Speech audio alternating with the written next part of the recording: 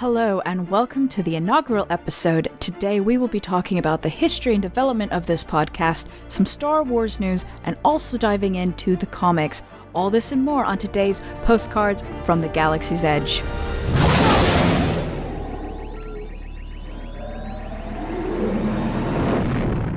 Welcome to the first episode, and today we're basically going to explain the name of this podcast, what the format will be, and also transition into a history of a planet.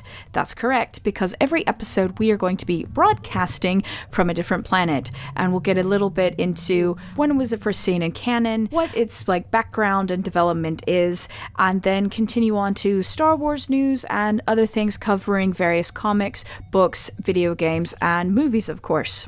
So who is this podcast for? This podcast is for the casual viewer who likes to kind of dive deeper into the Star Wars universe, and also for the canon junkies. I'm really hoping to have a little bit of everything for everybody. We also will have something called Stamp the Stars, which is our hashtag that goes around on the Twitter, where you guys can ask your questions to me, and I will get back to them. It will be part of a Patreon perk, so if you're a Patreon, which I've just started up the Patreon page, your questions will go right to the front of the queue. So there will also be polls. I'll try to put a weekly poll out and kind of discuss the outcomes and results for that.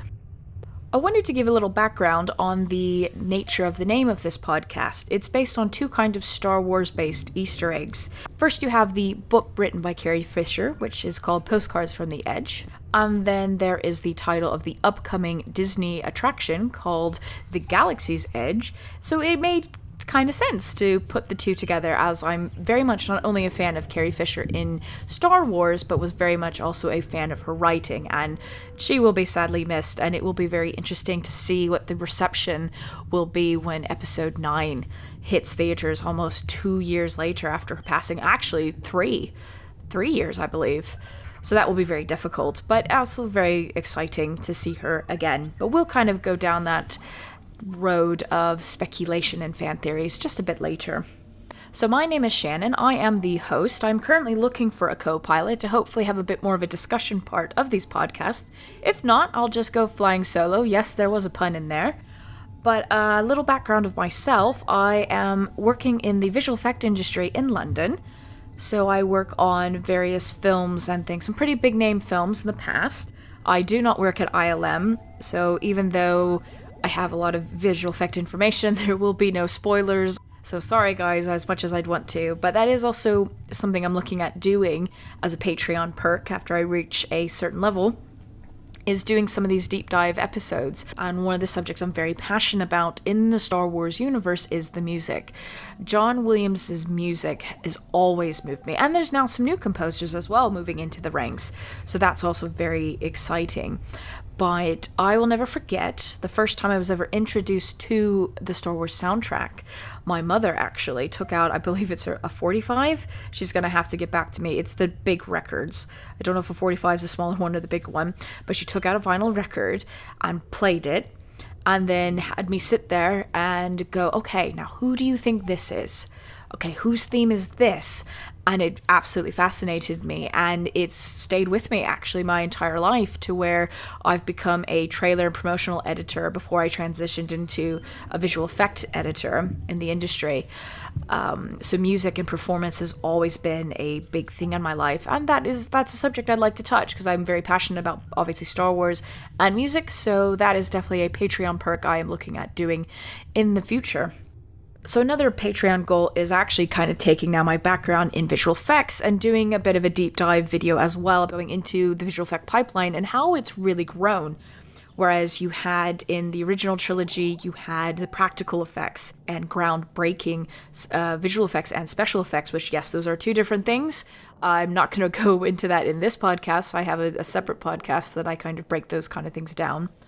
But also how the technology has changed, whereas then the prequels were all digital, and that felt a bit lackluster, I felt visually. But again, this will be something I would dive into. So if that sounds like something you guys would be interested in, please check out the Patreon page.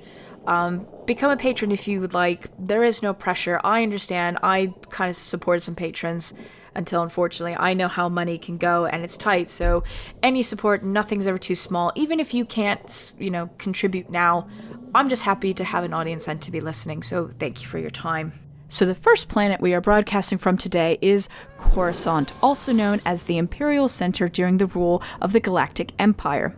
It's a city-covered planet, collectively known as the Galactic City, in the Coruscant system in the core worlds. Noted for its cosmopolitan culture and towering skyscrapers, Coruscant population consisted of approximately 1 trillion citizens hailing from both an array of humanoid and alien species. Though debated by historians, it was generally believed that Coruscant was the original homeworld of humanity. Now, in terms of when it came into the films, it actually made its first appearance in Episode 6 in Return of the Jedi in the special edition that came out in 97-98-ish time, where George Lucas went back and put a whole bunch of different stuff in it. Some people love it, some people don't. There are obviously some core viewers that really enjoy the originals. Following the direct attack on the capital, the Confederacy of Independent Systems in 19 BBY, which for those who don't know, instead of AD, BC, BCE, in the Star Wars universe, you have BBY, ABY, which basically it gives you a reference of the Battle of Yavin, which that was what that battle was the first time the Death Star blew up. Following the direct attack on the capital by the Confederacy of Independent Systems in 19 before the Battle of Yavin, BBY, the Senate granted additional wartime powers to Chancellor Palpatine, who on the eve of the New Order declared the Jedi enemies of the state. Palpatine, who was in fact the Sith Lord Darth Sidious, succeeded in his scheme to turn the Republic into a military dictatorship. And the Jedi Rebellion has been foiled. The remaining Jedi will be hunted down and defeated. In order to ensure the security and continuing stability, the Republic will be reorganized into the first Galactic Empire for a safe and secure society. The Empire maintained a firm hold on Coruscant throughout the Emperor's reign, but with his death at the Battle of Endor, which was 4 ABY, the citizens of Coruscant celebrated by revolting against the Imperial government. Now, I looked it up. Coruscant can be found in over 100 canon materials, such as the Clone Wars TV show, comics, books, but is also seen prevalently in episodes 1 through 3. So for people who are kind of the casual viewers, definitely that's what you saw in episodes 1 through 3. And like I said, in the special edition of episode 6 was actually its first film appearance. So now we're going to move on into Rebel Ramblings. First, Adam Driver, our man Adam, has been nominated for his performance in BlacKkKlansman for an Academy Award, which doesn't surprise me. I mean, maybe we're a bit biased in the Star Wars universe, but I think his portrayal of Kylo Ren is still very amazing. Like, there's so much energy and emotion in his performance, so it doesn't surprise me. I'm very happy for him, and it'll be very exciting to see where that goes in February. The new Star Wars Celebration poster is out, and that is also very exciting, with some guests now listed. It was just announced that actor Jonas Suotamo, which I'm probably butchering his name, obviously aka Chewbacca 2.0, will be there, along with some other guest stars. Also, Sam Witwer will be there. I have known him as Starkiller from the Force Unleashed on games, but he was also the voice of Darth Maul in the Clone Wars shows, and also he reprised his role as the voice in Solo at the end there. I think it's quite a good poster. When I first looked at it, I was like, oh, is this going to be a poster of all the people that are going to be there? And then, of course, no, Carrie Fisher isn't going to be there. Christopher Lee has passed away, so not quite. I do think it's quite interesting that Amidala, again, you could really tear this apart, but is sitting in the middle between Kylo and Rey. You know people are going to rip that apart, or not rip it apart, speculate the crap out of it, which is always fun and things like that, but very much looking forward to it, and that is very exciting, and we'll continue here to let you know when other stars have joined the lineup for Star Wars Celebration 2019 in Chicago. I will put the link down below with the full article from StarWars.com, and you can read more about it. I'm excited. I will be there. I would love to meet some of you guys. I'll be handing out actual physical postcards. That will be kind of the fun bit of promoting this podcast, is actually physically handing out postcards, and that too also will be a Patreon perk, where if you come to a certain tier, you will get a handwritten postcard sent to you, either at one tier that's just the postcards from the Galaxy's Edge logo, or further down the tier, one that can be a design of a planet of your choice. So that can be a Patreon perk as well. But I will be at Star Wars Celebration, hopefully meeting the listeners and also listening to other fellow podcasts that I follow and listen to and get inspirations from. So that would be cool, with nice little networking. On to gaming news, the Dooku, or Darth Tyrannus, update launched, and it's actually quite exciting. I do a streaming show called Shenanigan Plays. I will definitely link in the description, either in wherever you're listening to this, in YouTube or SoundCloud, or even on the website of postcards from the Galaxy's Edge.com. There will be a link into the stream where I will be trying out the Darth Tyrannus, or aka Count Dooku, update and Battlefront 2. Now, I wanted to say to the people that maybe didn't want to play it, or kind of played it in the beginning and got kind of discouraged with the loot box or loot crate kind of thing going on in the beginning of the game's launch. Guys, I really feel you should give it another try. They've done away with it. There's a completely new revamping of the user interface, how you build up your characters, and they're still doing updates. Like, we got General Grievous, then Obi-Wan, we have Dooku today, and then next month we are getting Anakin Skywalker, and it's very exciting. We're getting new planets. February, there will be a large-scale game mode. I don't think the name has been released yet. It's like the Conquest mode of the original Battlefront that came out a while back. I will link in the description down below. There are some great channels that you should check out on YouTube.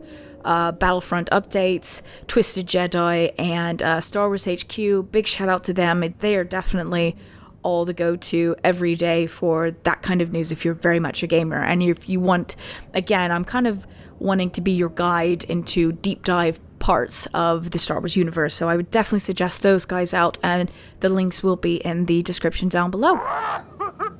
So I want to dive a little deeper into fan speculation here. About a week ago, John Boyega posted a photo on Instagram where he was talking about, wow, some amazing things on set. I'm paraphrasing here. I don't have the photo in front of me. I wanted to kind of speculate slightly about where he's going with this, because I think it's very interesting with the hashtag FN2187. Not Finn, none of that, FN2187. And there's a little tiny drop of blood on the finger. And I really, the more and more I thought about it, at first I was like, oh, maybe it's a standoff with the Knights of Ren or something like that. But then I was like, no, he's chosen a specific hashtag. That is a hint. He's a bit of a trickster. I love John Boyega. And it dawned on me, no, I'm hoping, again, this is speculation, speculating responsibly. I want to say that there's going to be a Stormtrooper uprising. For those of you who don't know, there was a deleted scene. It was kind of cool, but I am glad it was excluded from The Last Jedi, where Finn basically kind of down-talks Phasma in front of the troops, in front of the stormtroopers, and they all kind of have that moment of doubt. Doubt is the big word. Second-guessing, wait, who is this leader? Should we actually be following her or not? And Phasma totally clocks it and then kills them all. But it would be very cool to kind of call back to that, to get Finn to kind of go, hey, do you know what? I made a choice. You can make that choice too. You are not tied down to this preordained destiny. And I think that would be a very cool theme, because I was thinking episode 9, which I know we are all dying for the trailer. I believe episode 9 is going to be about a year or so after The Last Jedi. It's not going to be immediately after, because I do feel... I love The Last Jedi. There's a lot of The Last Jedi I really enjoyed, but I do feel they it was cool, but then they also handicapped themselves a little bit, having it literally pick off right where The Force Awakens ended. It was a very cool concept. It was different. All I ever ask for any Star Wars film is to be different. Show me something I have not seen before, and I feel every film has done that. Even the Star Wars stories, Solo, Rogue One, they all have done that, where they have exceeded expectations or have raised the bar, or just puts things in a way you didn't see it coming. So I was thinking the First Order and the Resistance isn't the full-blown rebellion and empire like it was in the original trilogy, the Tridge. They're still small factions, but how, especially the Resistance, if it literally can only fit in the Millennium Falcon like it did at the end of The Last Jedi, how are they going to possibly win? And I think the way they are going to win is from inside. So going back to what I was going to with the picture from John Boyega, I feel that there's a possibility that there will be a stormtrooper uprising or something like that. And how cool would that be? And I always thought it would be neat to have Finn's character be that undercover agent. They hinted at it with The Force Awakens. They tried a little bit in The Last Jedi. I felt, unfortunately, that could have been a bit deeper or a bit more.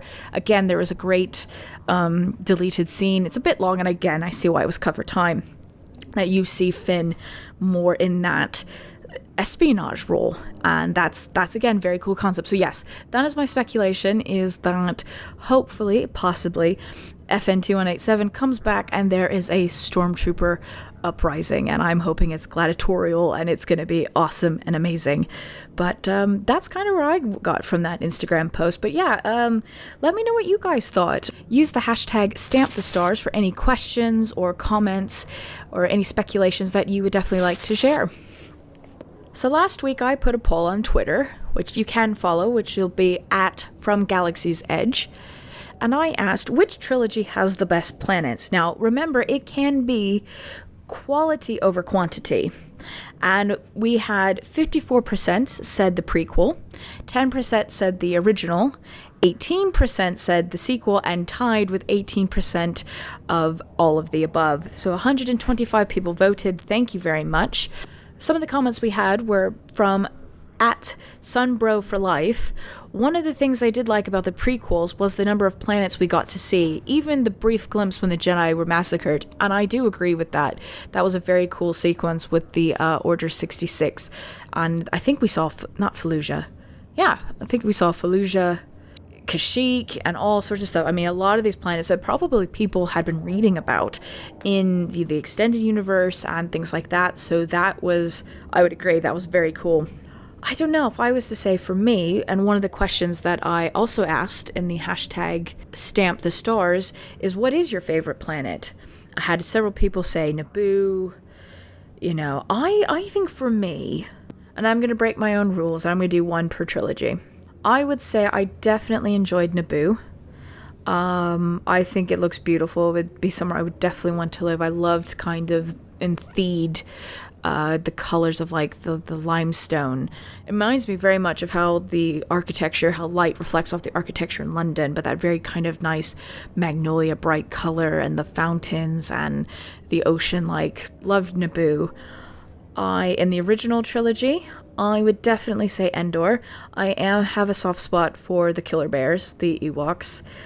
Maybe it's because that was the first film I ever saw. Maybe it's because it was the first film I had my first action figure from in 83.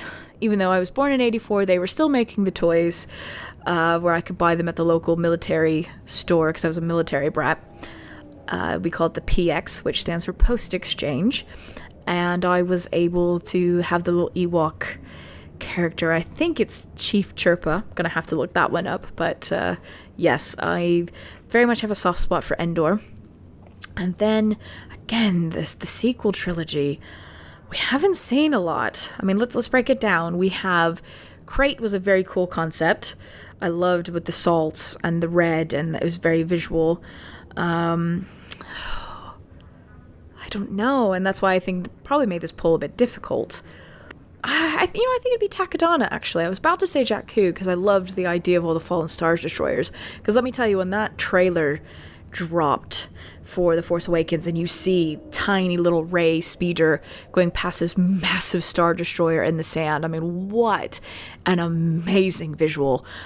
Because again, it's one of those, something old, something new, and just, oh my god, I just remember sitting in a review room at work watching that trailer several times and just so excited. So Jakku is cool though, but I think Takodana, because I love that kind of the mountains and the oceans and things like that. Plus I think Maz's castle would be a cool place to hang out. But that is the results from last week's poll. This podcast is the goal to hopefully have more casual viewers dive deeper into the Star Wars universe. I will do this by either kind of giving you little facts and tidbits, like what we will do with the planet information where we are broadcasting from, which is Coruscant today. Also kind of give you some links and descriptions to some other kind of Star Wars content creators that I follow. There are a lot of Star Wars content creators out there, and everyone's going to be to your specific taste. So these are just some suggestions. Take them with a grain of salt. Listen, I respect all ships, all views. Loved The Last Jedi, hated The Last Jedi. I think really down to the core of it, we are all Star Wars fans, and we have all been moved by these films in various different ways, and I do not feel there should be a specific one way you should be a fan. So I'm just kind of gatewaying to some of my other content creators, and along the way of also sharing my content with you as well. And that concludes our show. Thank you very much to everyone who was my beta listeners, who would give me some feedback. This podcast, this first episode, would not get off the ground. If you liked what you heard and you'd like to subscribe or to donate to the Patreon page, all the links are found in the description down below. Please feel free to check out Twitter at From Galaxy's Edge, where we will have the Stamp the Stars, the polls. That's where a lot of the content will come in. I also have a Facebook page. Thank you very much, and I will talk to you guys next time.